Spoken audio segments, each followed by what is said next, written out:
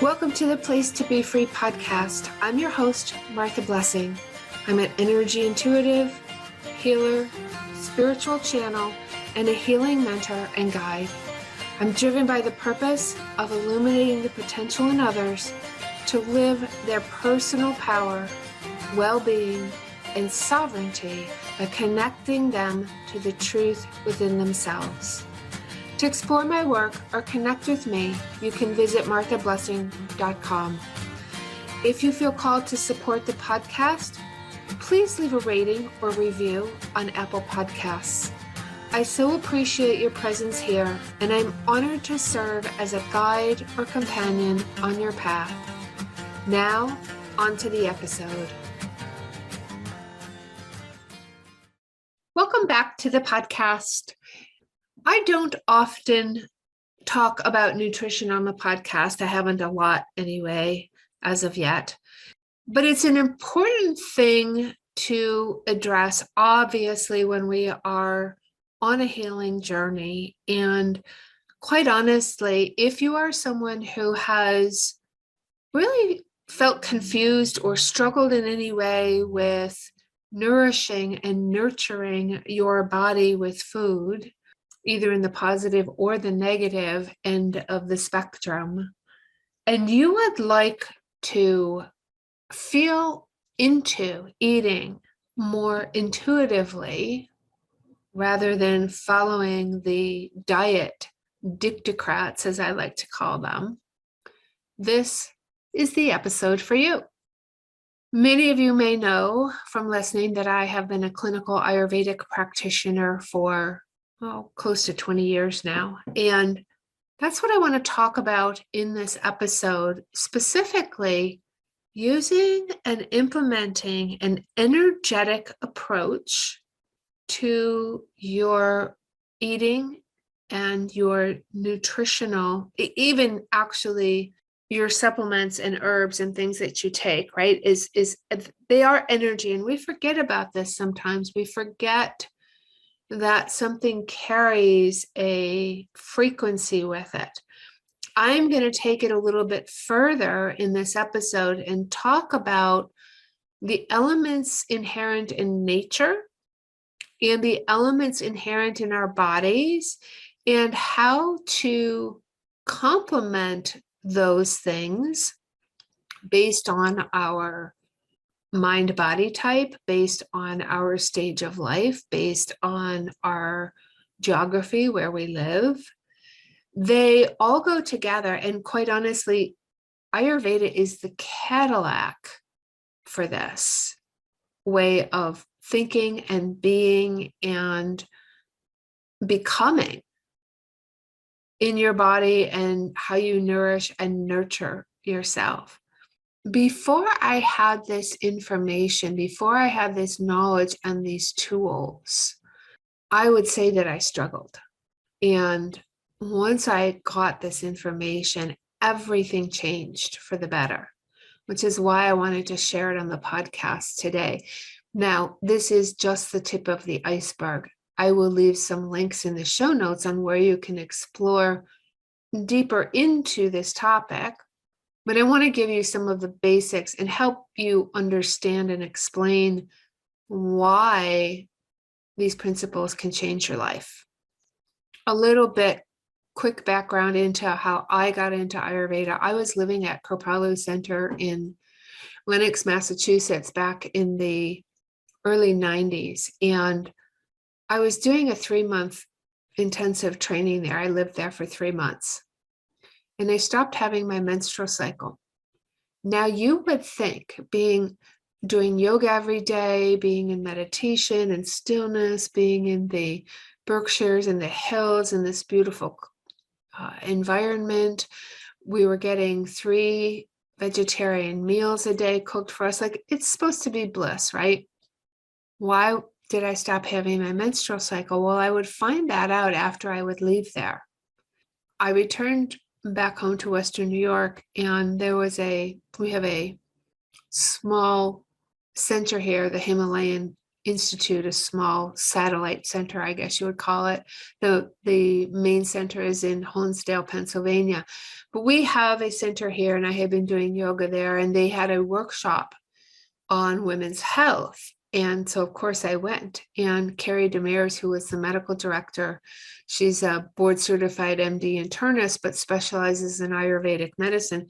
She was doing the talk. And after the talk, I went up to her and I told her that I was having this issue with my menstrual cycle. And she said, well, come in for a visit. And I did.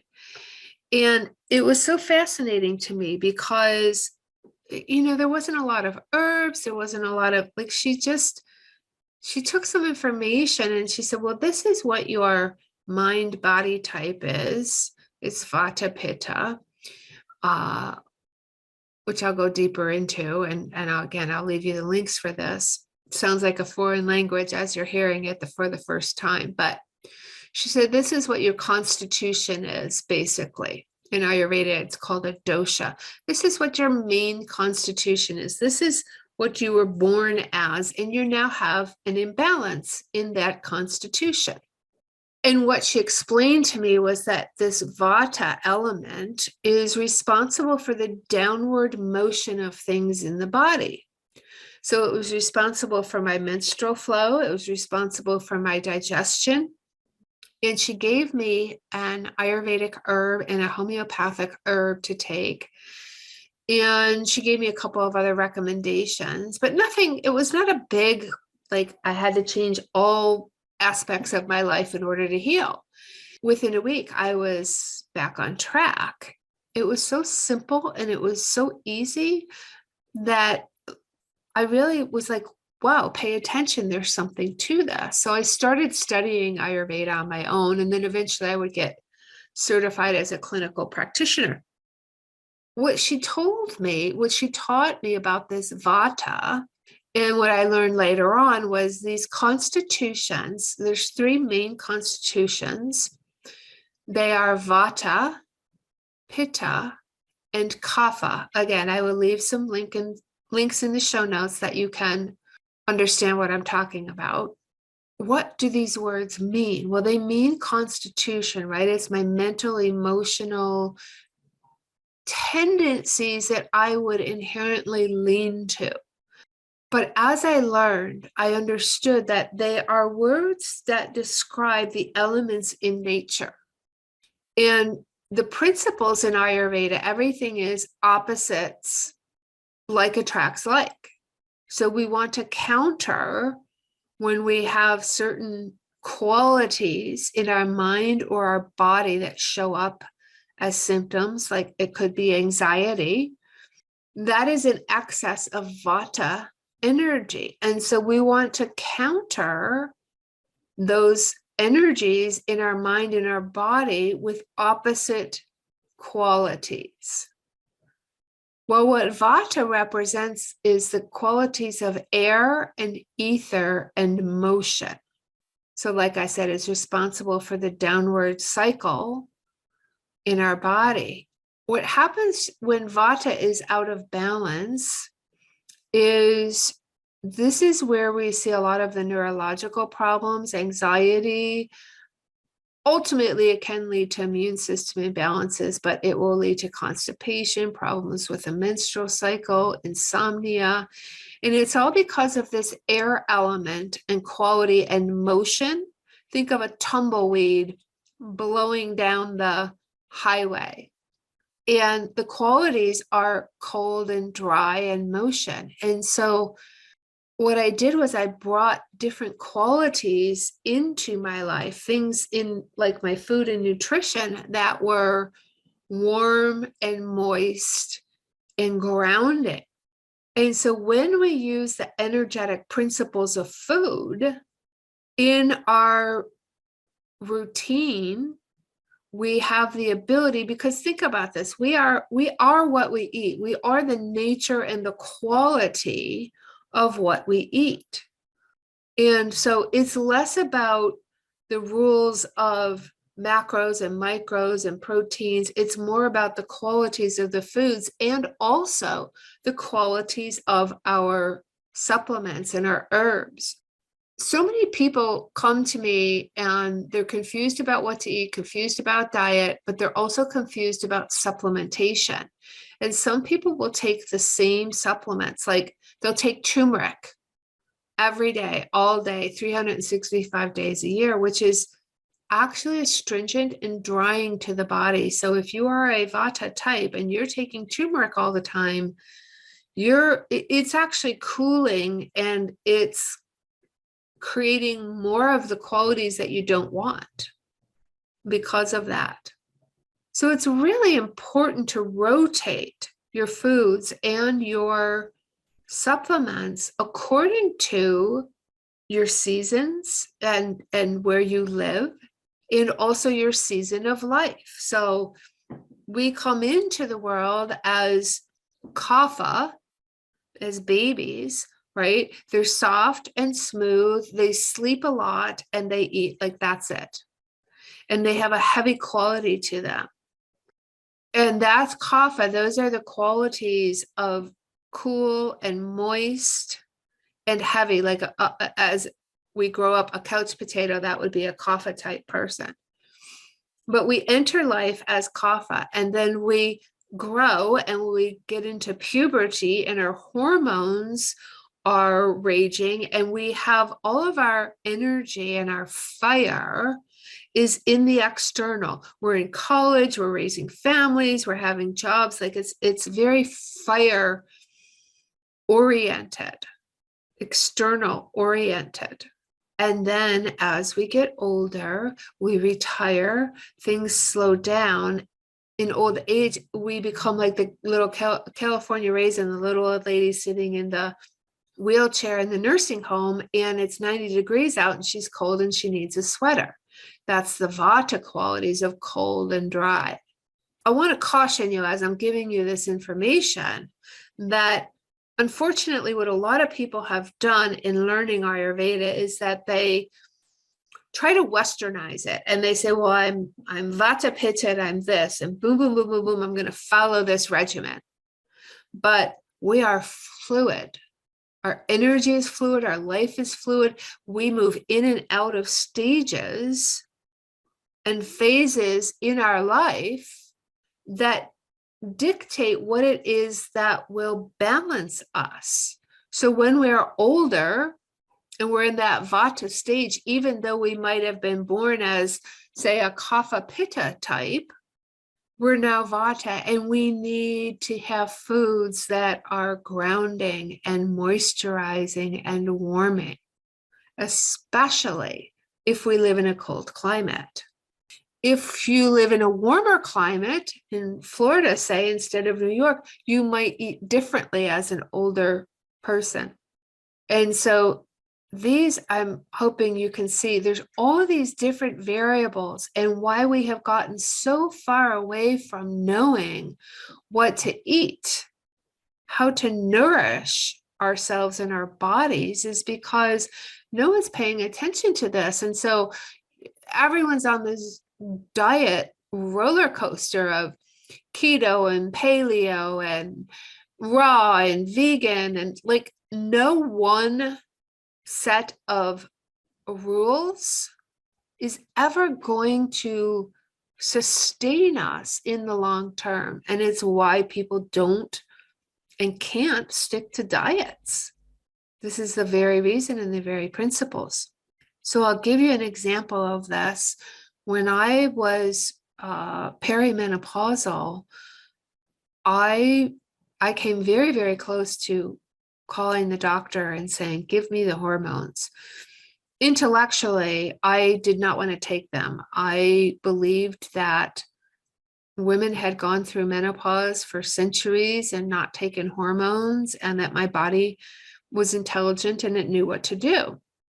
But I was really feeling the symptoms, and I talked with one of my girlfriends and she said, oh, it's menopause. That week I saw 3 different times. It was like the 2x4 that hit me on top of the head. I saw magazines and articles and books on raw food, raw vegan food and lifestyle. And I went raw, literally 95% raw, like overnight within a couple of days. all my symptoms disappeared. It was what my body needed at that point in time. And I had no struggle in doing it. It was simple and I felt good. And I lost like a pound a week and I felt great. But I live in Western New York. And when the season changed and fall and winter hit, I could no longer eat that way. I actually started to feel really scattered and ungrounded and almost like schizophrenic and very anxious. And I went back to eating cooked foods and warm soups and stews and things like that. And again, my symptoms, my anxiety and things disappeared. Now, I had in my mind that I was going to eat that way for the winter. And come spring, I was going to go back to my raw vegan, my green smoothies and lots of salads and raw vegetables. And I would just rotate seasonally. Well, what happened was my father was in the end stages of his life. I was caregiver and planning his end of life care. And it was very stressful. It was very emotional. I was exhausted mentally, emotionally, spiritually, physically. So when spring and summer came, I tried to go back to the smoothies and I couldn't do it. I could not feel sustained with raw foods in that high stress phase of my life. And I needed to change what I was eating. So many people feel that they have failed when they start a diet and they follow somebody else's plan that tells them you should do this, you should do that. And even, I've done, I promise you, pretty much every meal plan there is on the planet at one stage of my life or another, because I wanted to experience them, because so many of my clients would ask me about them. And I wanted to know everything about those meal plans and those diets. So there's a lot of programs out for women who are menopausal, right? Well, that's wonderful. They're looking at menopause, but they're not looking at, is this person Vata, Pitta, or Kapha? Do they have a predominance of heat or dryness or cold? This one woman has, she sells all of her supplements. And yes, maca is a wonderful supplement. Maca is heating. Maca is heating. And so again, you don't want to have maca powder every single day in the summertime if you're menopausal or perimenopausal, because it's heating up the body, which is going to cause more hot flashes. See where I'm going with this? So just because somebody's an MD and they have the credentials supposedly and they have this program, like, it's not right for everyone. They can talk about the science, but they are not taking into account your individual makeup, where you live.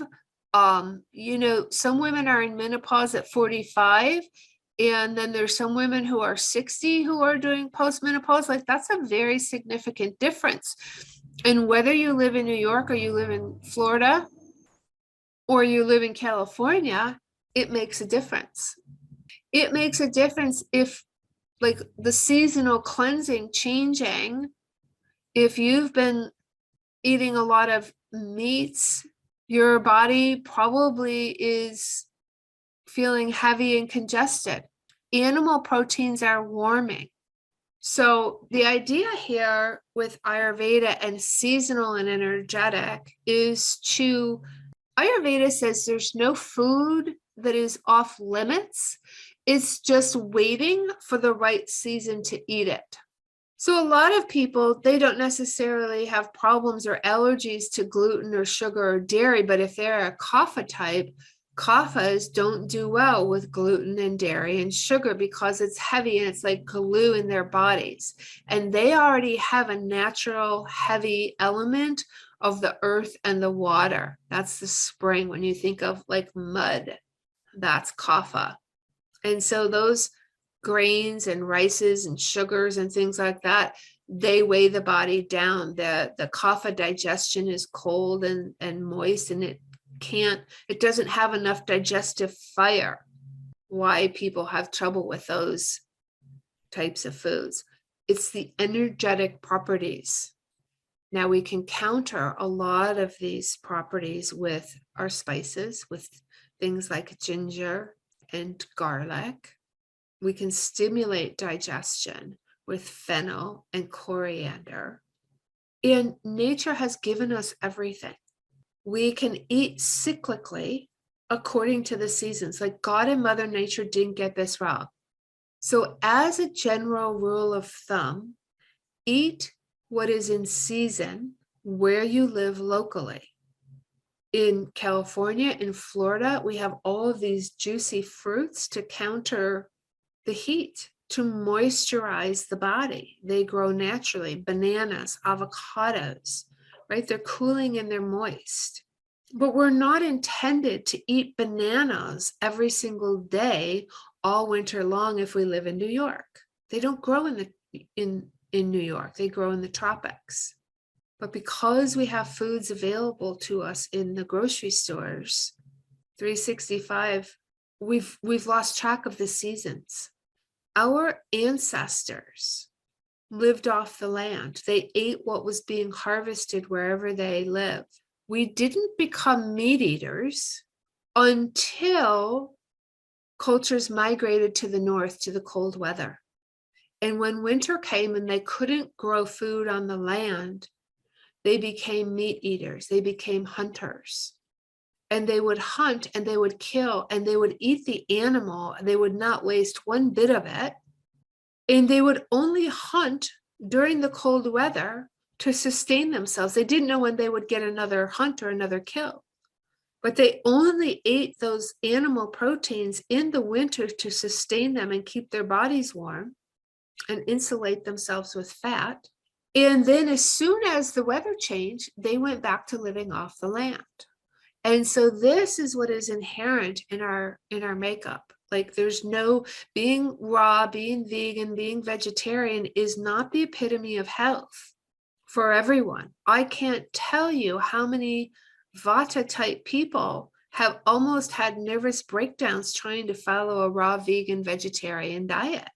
They sometimes need that grounding animal protein. When I do a lot of energy healing, I eat animal protein because I need the grounding energy in my body. So how do you apply this? What's your takeaway?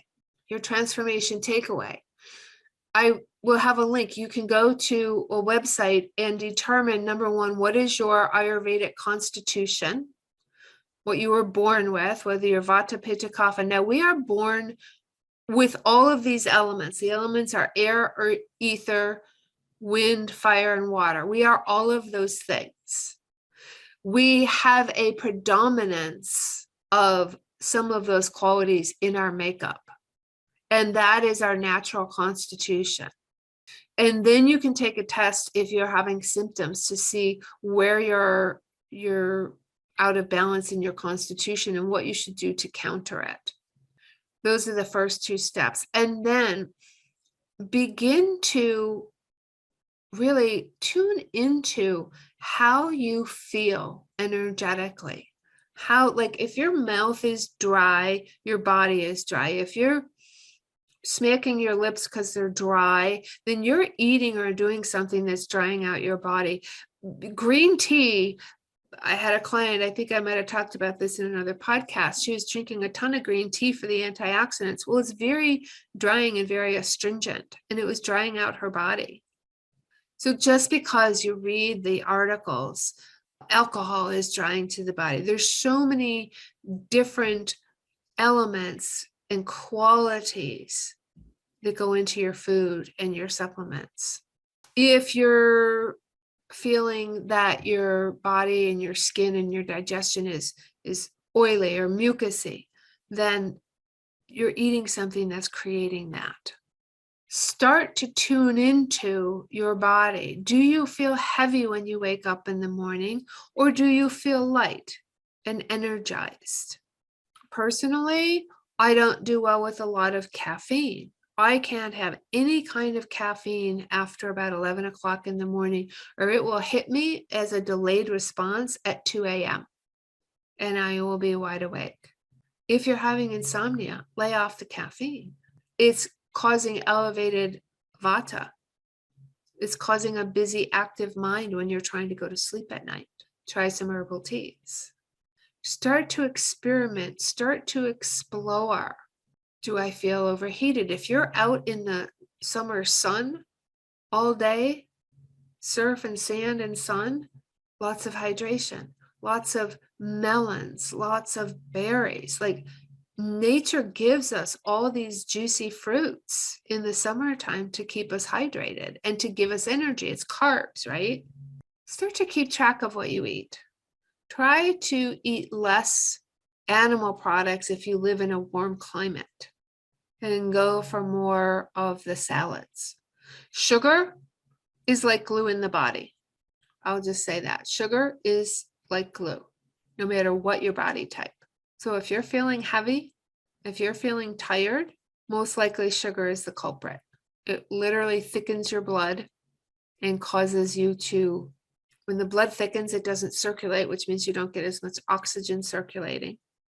It creates fatigue. It creates mental fog. Caffeine and sugar are not the answer.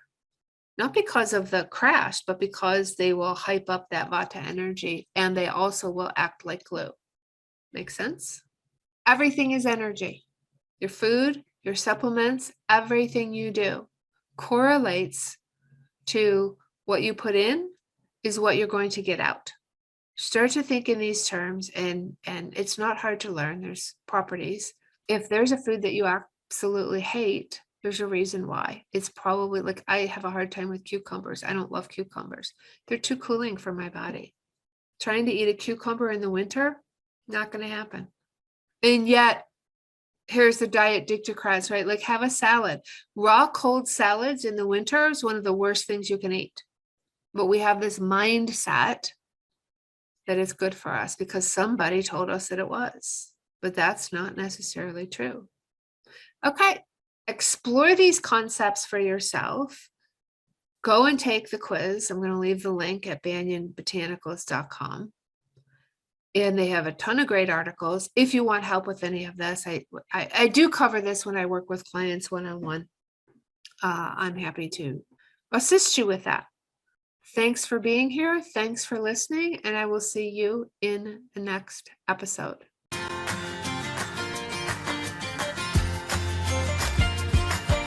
Thanks for listening to the Place to Be Free podcast. And if you liked what you heard and you want to know more, go to marthablessing.com/free stuff.